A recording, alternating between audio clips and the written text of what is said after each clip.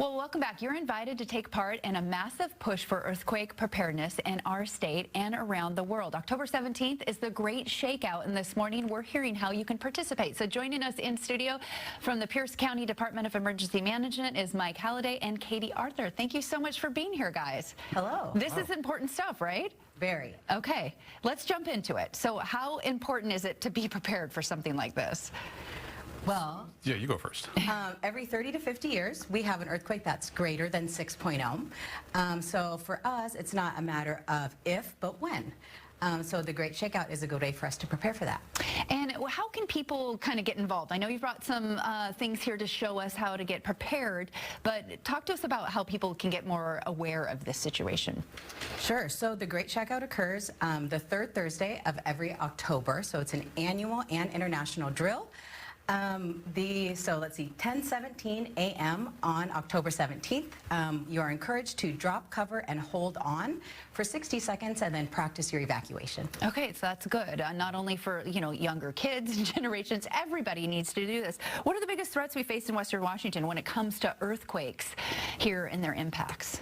Well, I think one of the issues is making sure that you drop, cover, and hold when you are feeling the earthquake, that you get as low to the ground as possible. Okay. You get under a table or a desk, something sturdy. You want to cover your head and your neck to keep those parts of your body safe. And you want to hold on to that desk or chair, or desk or table, because it can slide around. Okay. Yeah. So I've heard, before people talk about getting in the door jams and things like that. That's not anymore. You just got to get lower to the ground, right? Correct. Okay. Yeah. Okay. So what are some of the things here that you can help prepare us with ahead of that? Just being prepared can be the first step in recognizing that this may happen. Right. Yes. Absolutely. So we brought an example preparedness kit here.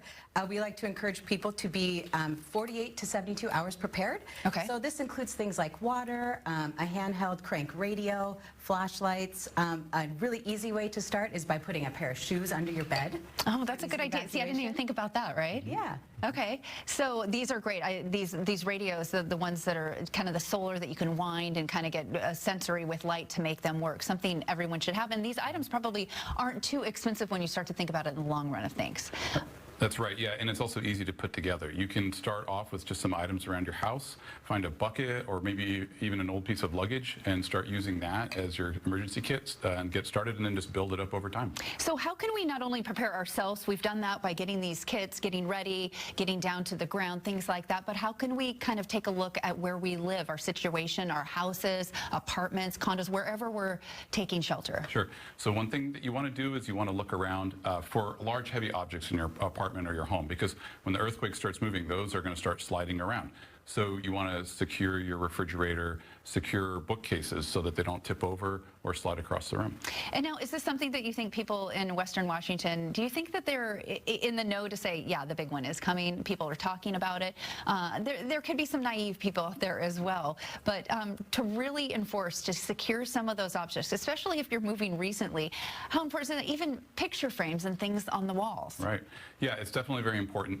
And especially if you're new to the area, it sometimes is kind of a surprise when you find out that this is earthquake country. Right. And like Katie said, it's not a matter of if, it's a matter of when.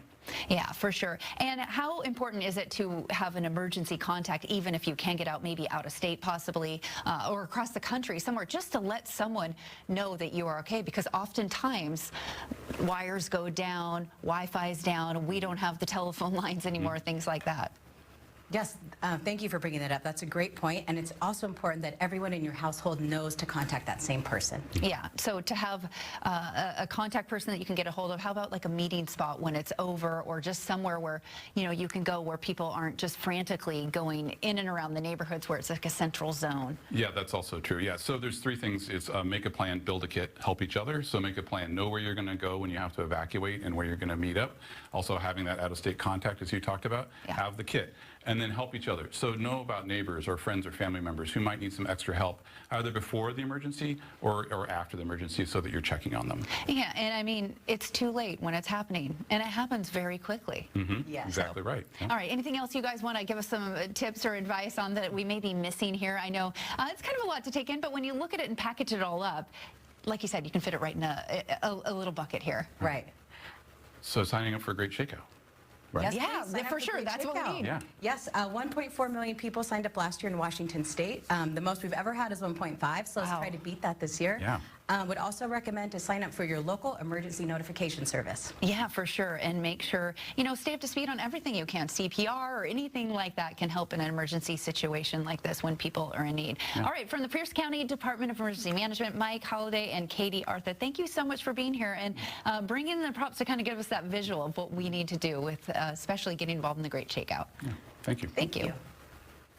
All right, scan the QR code on your screen for more information on the Great Shakeout. It's happening again October 17th at 10 a.m. At 10:17 a.m., I should say.